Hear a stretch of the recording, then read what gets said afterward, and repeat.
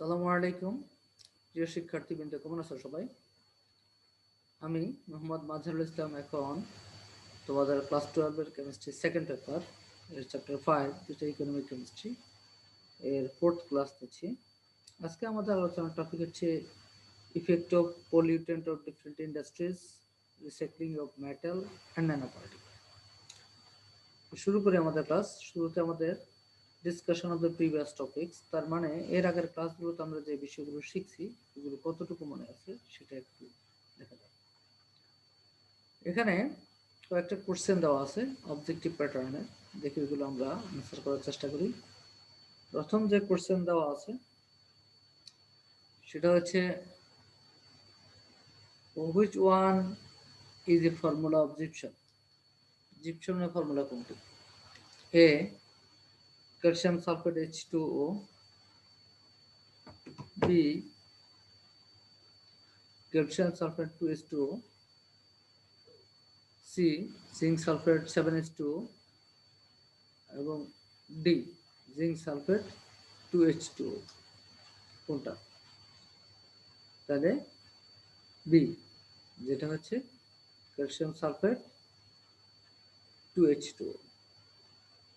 এরপরে second question দেখো, which one is the main raw material of cement production. Cement প্রোডাকশনের কোনটা প্রধান র ম্যাটেরিয়াল?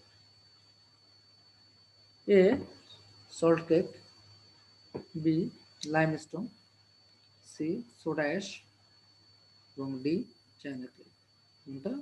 বি, তার মানে হচ্ছে limestone. 3 number question, which one is the main component of Portland cement. Portland সিমেন্টের প্রধান কম্পোনেন্ট কি? Calcium oxide, silicon dioxide, magnesium oxide. তারপর ক্যালসিয়াম সিলিকেট এবং ম্যাগনেসিয়াম সিলিকেট। বি হচ্ছে calcium oxide, silicon dioxide, aluminium oxide. তার মানে হচ্ছে calcium silicate এবং aluminium silicate. C calcium oxide, sulphur dioxide, aluminium oxide এবং ডি হচ্ছে calcium oxide, ferric oxide, silicon dioxide. তার মানে অ্যান্সার হবে বি, ক্যালসিয়াম সিলিকেট এবং অ্যালুমিনিয়াম সিলিকেট, বি। এরপর 4 নম্বর যে question, which pollutant of cement industry creates most harm to people. যে সিমেন্ট ইন্ডাস্ট্রির কোন পলিউটেন্টটা আমাদের সবচেয়ে বেশি ক্ষতি করে? A nitrogen oxide, B sulphur oxide, C carbon monoxide, D dust particle. হ্যাঁ, সিমেন্ট ইন্ডাস্ট্রির প্রধান যে প্রবলেম পলিউটেন্ট সেটা হচ্ছে ডাস্ট পার্টিকেল। এরপরে যেটা আমাদের ক্ষতি করে, which one is used in leather tanning. ট্যানারিতে লেদার ট্যানিং এর সময় কোনটা ইউজ হয়? A sodium hydroxide, B sodium sulphide, C chromium sulphate, D chromium chloride. কোনটা? C chromium sulphate. আচ্ছা, এখন আমরা আজকে আমাদের পড়া শুরু করি। শুরুতেই explain the effect of pollutant of urea industry. Urea ইন্ডাস্ট্রিতে যে পলিউটেন্টগুলো আছে এগুলো আমাদের কি কি সমস্যা হয় এটা আমরা দেখার চেষ্টা করি। তাহলে দেখো, urea production of natural gas has 3 stages. তার মানে ন্যাচারাল গ্যাস থেকে যখন আমরা ইউরিয়া তৈরি করি এটা মূলত 3টে স্টেপে হয়। 1 নম্বর যেটা production of hydrogen from natural gas, 2 number যেটা production of ammonia from nitrogen and hydrogen, nitrogen hydrogen থেকে অ্যামোনিয়া প্রোডাকশন, এবং 3 number production of urea from ammonia and carbon dioxide, ammonia এবং কার্বন ডাইঅক্সাইড থেকে urea production. এই 3টে step. In every stage, প্রত্যেকটা স্টেজে environment is polluted by one or more gaseous liquid ও solid polluted. তার মানে এই যে 3টে স্টেপে আমাদের ইউরিক অ্যাসিড প্রডিউস হয়, এই 3টে স্টেপের প্রত্যেকটা স্টেপে একটা না একটা, এক বা একাধিক লিকুইড হোক, সলিড হোক, গ্যাসিয়াস হোক, পলিউটেন্ট দ্বারা এনভায়রনমেন্ট পলিউটেড হয়। এখন এগুলো সম্পর্কে বিস্তারিত দেখার চেষ্টা করি। Combustion of natural gas produces pollutant carbon dioxide and coal combustion produces pollutant both carbon dioxide and sulfur dioxide. তার মানে ইন্ডাস্ট্রিতে যখন আমরা কয়লা পোড়াই আমাদের তো এনার্জি প্রয়োজন হয়, সেটা ন্যাচারাল গ্যাস থেকেই হোক বা কোল কম্বাসনই হোক। সেক্ষেত্রে যদি আমরা শুধু ন্যাচারাল গ্যাসে বার্ন করি সেক্ষেত্রে আমাদের কার্বন ডাইঅক্সাইড হবে, আর যদি কোলও বার্ন করি সাথে কার্বন ডাইঅক্সাইডের সাথে সালফার ডাইঅক্সাইড তৈরি হবেই হবে যেখানে করি, কারণ কয়লার সাথে কিছু ইম্পিউরিটি এখানে সালফার থাকে, পাইরাসও থাকে, সেখান থেকে সালফার ডাইঅক্সাইড তৈরি হবে। তারপর দেখো, catalyst used in the preparation of hydrogen from natural gas and in the preparation of ammonia lose their catalytic power after a certain period and are discarded as waste in surroundings.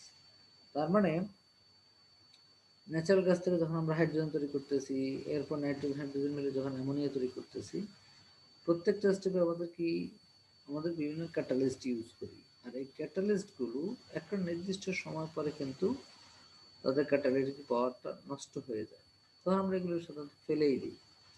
তো used catalyst, আর ওইটা আমাদেরকে পরিবেশকে pollute করে। Used catalyst in the preparation of ammonia are iron, aluminum oxide, molybdenum oxide, which pollutes the soil. যখন আমরা এই ধরনের catalyst এখানে সেখানে ফেলে দেবো, তখন স্বাভাবিক সয়েলকে এরা পলিউট করে। During production of ammonia and urea, air is polluted by ammonia gas leak out, and wastewater contains dissolved ammonia and nitrogenous pollutant. তার মানে যখন অ্যামোনিয়া, ইউরিয়া এগুলো তৈরি করি, তো অ্যামোনিয়া তৈরি করার ক্ষেত্রেও বা অ্যামোনিয়া থেকে যখন ইউরিয়া তৈরি করার ক্ষেত্রে অ্যামোনিয়া গ্যাস ট্যাঙ্ক এটা যে কখনো একটু লিক হয়, একটু লিকেজ তো হয় তৈরির সময়, এটা প্রিজারভেশনের সময়, এটা ইউজের সময়, যেটা লিক আউট হবে এটা যদি পানিতে মিশে পানিকে পলিউট করবে। কথা বুঝতে পারছি? বিভিন্ন নাইট্রোজেনাস পলিউটেন্ট দ্বারা ওয়াটারগুলো পলিউটেড। আচ্ছা, তারপর দেখি, besides these, waste plastic bags used in packaging of limestone, lime, urea can act as soil pollutant when they are discarded in the mill surroundings. তার মানে প্যাকিং এর কারণে যে ধরনের প্লাস্টিক ব্যাগগুলো ব্যবহার করি, এগুলো যখন নষ্ট হয়ে যায় বা ছিঁড়া থাকে, আমরা এদিকে সেদিকে ফেলে দিই, মিলের আশেপাশে, ফ্যাক্টরির আশেপাশে এগুলো মাটির মধ্যেই পড়ে থাকে, আস্তে আস্তে এগুলো কি করে সয়েলকে পলিউট করে। তাহলে many pollutants of urea industry আর carbon dioxide, sulphur dioxide, nitrogen oxide, ammonia, iron, aluminium oxide, molybdenum oxide, এগুলো। এখন দেখি different pollutants and their effects. Pollutant গুলো কি কি? যেমন কার্বন ডাইঅক্সাইড, এটা harmful effective, causes global warming. Sulphur dioxide pollutes the air, causes acid rain, which in turn decreases the pH of the soil and water. For this reason, aquatic animals dies and soil loses its fertility. এরপর হচ্ছে nitrogen oxide, যেটা বেশি nitrogen dioxide, pollutes air and causes acid rain. Ammonia pollutes air, water, and soil. It makes them basic, so aquatic animals dies and soil loses its fertility. এরপর হচ্ছে iron, aluminium oxide and molybdenum oxide, এগুলো কি করে harmful effective, pollute the soil. এরপরে আমরা দেখি, write down the effects of pollutants of cement industry. Cement ইন্ডাস্ট্রির পলিউটেন্টগুলো কি কি ধরনের ইফেক্ট আছে। In the manufacture of cement, at first the main raw material, limestone and china clay, are grounded. Later, they are mixed and heated in a rotary kiln and produce clinker. Then clinker mixing with 2 to 5% gypsum are grounded again. In every steps, fine particles of solid are dispersed in all directions of the air. তার মানে cement যখন তৈরি করা হয়, প্রথম র material হিসেবে যে লাইমস্টোন, চায়না ক্লে থাকে, এগুলোকে প্রথম গ্রাউন্ডেড করা, পাউডার করা হয়, এবং এখান থেকে যে ক্লিংকার তৈরি হয়, ক্লিংকারের সাথে আবার আমরা 2 থেকে 5% জিপসাম মিশাই, সেটাকে আবার গ্রাউন্ডিং করি, তার মানে এই যে গ্রাউন্ডিং যখন করা হয় তখন চারদিকে এরকম ধুলাবালি যেগুলো ডাস্ট পার্টিকেলগুলো স্প্রেড করে, যেটি এয়ারকে পলিউট করে। In rotary train, large amount of the coal and natural gas burned as fuel. Waste gas of the kiln contains acidic carbon dioxide and sulfur dioxide gas. Along with this carbon monoxide, different oxides of nitrogen oxide are also produced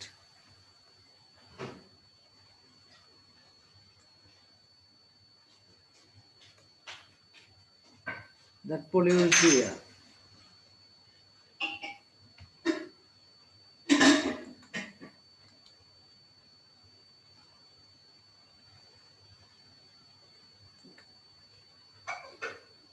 Different pollutants of cement industry and their effects. তাহলে cement ইন্ডাস্ট্রির যে pollutant গুলো, মূলত pollutant গুলো কি কি?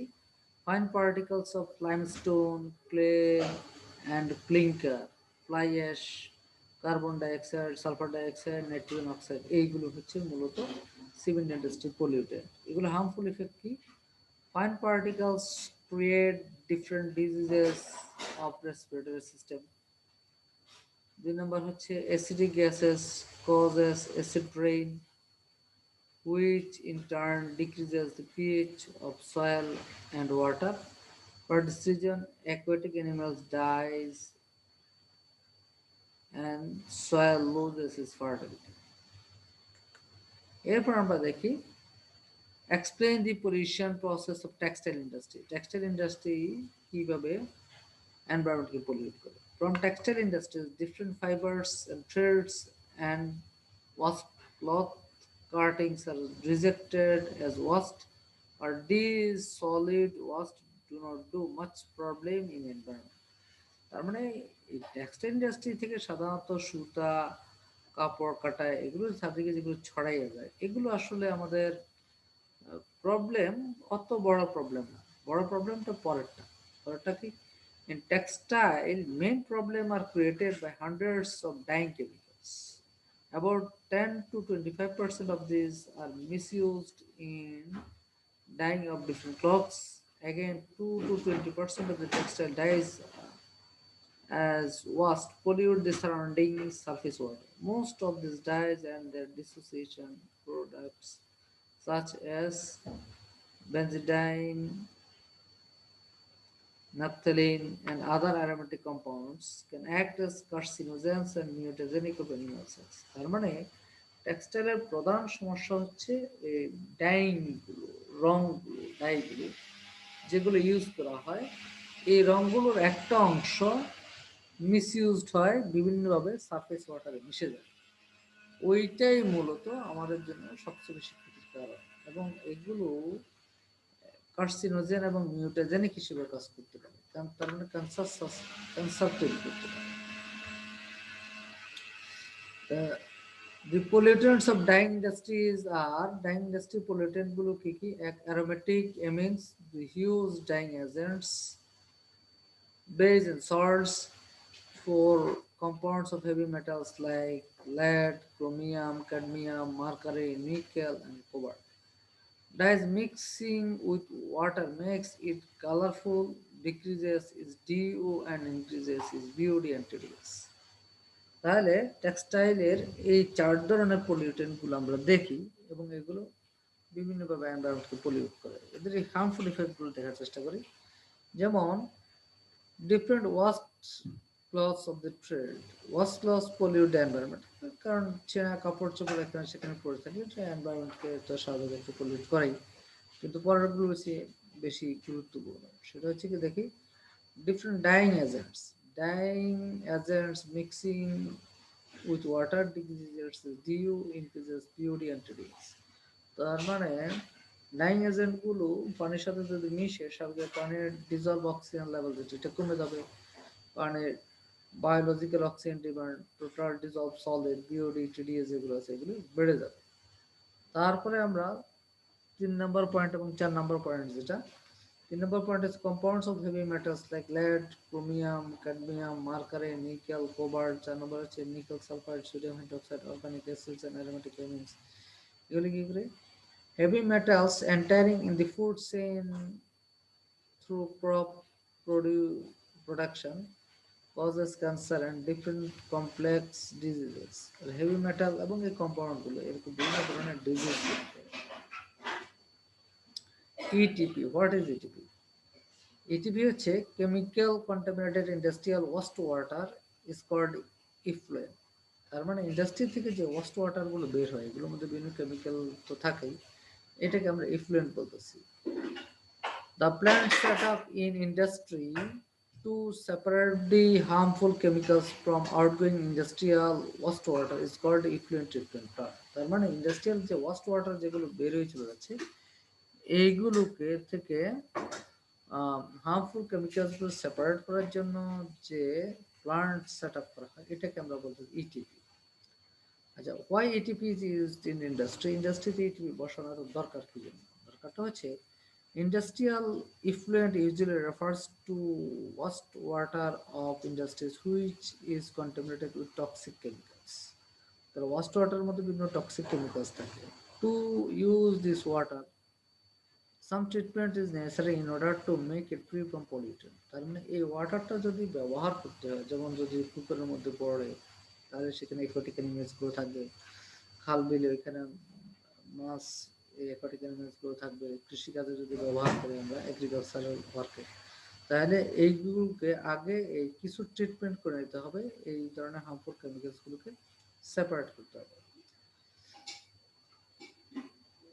Depending on the nature of water contamination, every industry has its own ETP method and purify the wastewater.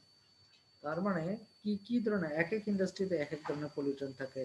কারণ ট্যানারিতে যে ধরনের পলিউশন থাকে পেপার ইন্ডাস্ট্রি তা থাকবে না, পেপার ইন্ডাস্ট্রি যা থাকবে সিমেন্ট ইন্ডাস্ট্রি তা থাকবে না, সিমেন্ট ইন্ডাস্ট্রি যা থাকবে paper.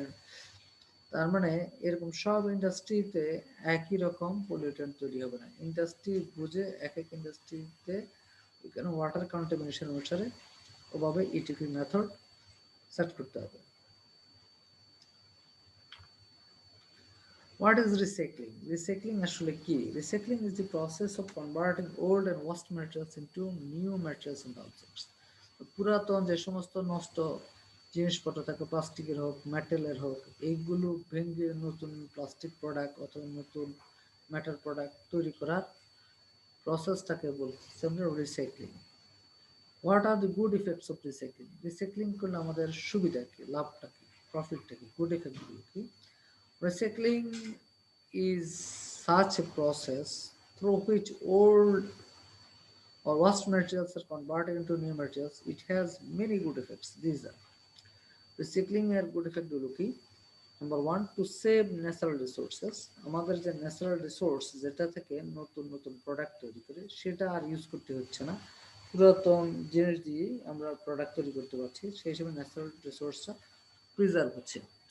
To save electricity and fuel energy, নতুন র ম্যাটেরিয়াল থেকে যদি আমরা একটা প্রোডাক্ট তৈরি করতে চাই সেক্ষেত্রে যতটুকু ইলেকট্রিসিটি বা ফুয়েল খরচ হবে, কিন্তু কোনো একটা প্রোডাক্টে যদি রিসাইক্লিং করি সেক্ষেত্রে আমাদের অতটা ইলেকট্রিসিটি বা ফুয়েল খরচ হবে না, সেই ক্ষেত্রে আমাদের এটা সেভ হবে। To supply goods in low price, তাহলে একটা নিউ র ম্যাটেরিয়াল থেকে কোনো একটা প্রোডাক্ট তৈরি করতে প্রোডাকশন কস্ট বেড়ে যায়, সেই জন্য এটার প্রোডাক্ট কস্ট বেড়ে যায়। সেক্ষেত্রে যদি আমরা রিসাইক্লিং করি সেক্ষেত্রে প্রোডাকশন কস্ট কমবে, সেই জন্য প্রোডাক্ট কস্টও কমে আসবে। To stop wastage of essential materials, প্রয়োজনীয় ম্যাটেরিয়ালসগুলো এসেনশিয়াল ম্যাটেরিয়ালস এগুলো ওয়েস্টেজ কমে আসবে, কারণ আমরা যদি একটা জিনিস নষ্ট হয়ে গেছে ফেলে দিই, মাটির সাথে মিশে যায়, সেটা নষ্ট হয়ে গেল, ওয়েস্ট হয়ে গেল। তার চেয়ে বরং এটাকে যদি আমরা রিসাইকেল করি তাহলে আমাদের এই ম্যাটেরিয়ালসটা ওয়েস্টেজ হয়ে গেল, বরং ইউজ হলো। To reduce use of raw materials and number point, to reduce air, water and soil pollution. তার মানে র ম্যাটেরিয়ালের ইউজটা আমরা কমে গেল যদি রিসাইক্লিং করি, এবং এই একটা প্রোডাক্ট তৈরি করতে গেলে স্বাভাবিক ইন্ডাস্ট্রিয়াল প্রোডাকশন মানেই পলিউশন আছে, এনভায়রনমেন্টাল পলিউশন আছে, এনভায়রনমেন্টাল পলিউশন মানে এয়ার ওয়াটার সয়েল এগুলো পলিউশন, যখন আমরা রিসাইক্লিং করবো এই পলিউশনও কমে আসবে। Recycling of paper is economic and environment friendly. এই পেপার রিসাইক্লিং এটা ইকোনমিক এবং এনভায়রনমেন্ট ফ্রেন্ডলি। কিভাবে দেখি, এক্সাম্পল হিসেবে পেপার রিসাইক্লিংটা আমরা এখানে দেখি। Good effects of paper recycling আর পেপার রিসাইক্লিং করলে আমাদের কি কি সুবিধা দেখবে? রিসোর্স সেভিং, একটা কি about 90% of the paper pulp is made from wool. Recycling of 1 ton newsprint saves 1 ton of wool, while recycling of 1 ton of printing or copier paper saves more than 2 tons of wool. তার মানে আমরা যদি paper recycling করি, কারণ paper তৈরিতে আমাদের pulp প্রয়োজন হয়, আমরা যদি পেপার রিসাইক্লিং করি, এটা রেডিমেড পাল্প অলরেডি আছেই, নতুন করে আর কাঠ থেকে পাল্প তৈরি করতে হবে না। সেক্ষেত্রে কাঠ যেটা আছে বন জঙ্গল, সেটা আমাদের এই রিসোর্সটা অনেকটাই সেভিং হবে। Energy saving, in recycling paper energy consumption is reduced up to 40 to 60% of energy consumption in making the paper from wood. কাঠ থেকে কাগজ তৈরি করতে যতটুকু এনার্জি প্রয়োজন হবে, আমরা যদি রিসাইক্লিং করি তার 40 থেকে 60% এনার্জি আমাদের সেভ হয়ে যাবে, এনার্জি কম খরচ হবে। এনভায়রনমেন্ট ফ্রেন্ডলি, রিসাইক্লিং কিন্তু একটা এনভায়রনমেন্ট ফ্রেন্ডলি প্রসেস। কারণ কি, in making paper huge amount of water is used which becomes contaminated with chemicals. আমরা যদি পেপার ইন্ডাস্ট্রিতে কাগজ তৈরি করি, পানি তো আমাদের লাগবেই, আর এই পানি বিভিন্ন কেমিক্যালসের সাথে বেশি কন্টামিনেটেড হবে। কারণ ওয়াটারটা আমরা কি করি, the water pollution occurs in paper recycling. Such water pollution is minimum 35%. Paper recycling causes 74% less air pollution than making virgin paper. তার মানে পেপার রিসাইক্লিং যদি করি, সেক্ষেত্রে আমাদের ওয়াটার পলিউশন, এয়ার পলিউশন এটা অনেক কমে আসে। So recycling paper is economic and environment friendly. একটা অর্থনৈতিক দৃষ্টিকোণ থেকে এটা ইকোনমিক এবং এনভায়রনমেন্টের দৃষ্টিকোণ থেকে এটা এনভায়রনমেন্ট ফ্রেন্ডলি। এখন আমরা ন্যানো পার্টিকেল কাকে বলে? Particles whose size is in the range of 1 nanometer to 100 nanometer are called a nanoparticle. তাহলে যে পার্টিকেল গুলো সাইজ 1 থেকে 100 ন্যানোমিটারের মধ্যে, এগুলোকে আমরা বলি nano particle. and technology which deals with nanoparticles is called nanotechnology. তাহলে ন্যানো পার্টিকেল সংশ্লিষ্ট যে টেকনোলজি, ওইটাকে আমরা বলতেছি ন্যানো টেকনোলজি। আজকে পর্যন্তই। এই পর্যন্ত আমরা কি কি শিখছি সেটা আমরা দেখি। Exercise, for what type of waste ETP is used? ETP কি ধরনের ওয়াস্টের ক্ষেত্রে ইউজ করা হয়? এ হচ্ছে dust, B solid substance, C liquid waste, D gaseous. গ্যাসিয়াসের ক্ষেত্রে না, গ্যাসিয়াসের ক্ষেত্রে না, সলিডের ক্ষেত্রে না, লিকুইড ওয়াস্ট ওয়াটার যেটা, সেটা ক্ষেত্রে আমরা ETP ইউজ করি। 2. Benefits, number 2, benefits from recycling of waste. Waste recycling এর আমাদের কি কি benefit? Number 1, prices of goods become low. তাহলে জিনিসপত্রের দাম কমে আসবে। Waste management becomes is regular. C, environmental pollution becomes reduced. কোনটা কারেক্ট? তিনটে কারেক্ট। তার মানে D 1, 2 and 3. What is done with fine filtration? Fine filtration দিয়ে আসলে কি করা হয়?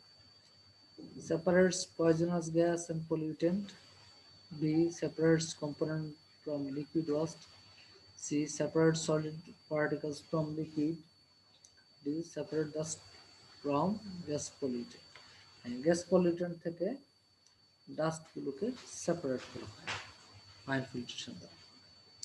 তাহলে homework, explain the effect of pollutants of urea industry. Urea ইন্ডাস্ট্রির যে পলিউটেন্ট গুলো, এগুলো আমাদের কি কি ক্ষতি করে, এই জিনিসগুলো আমরা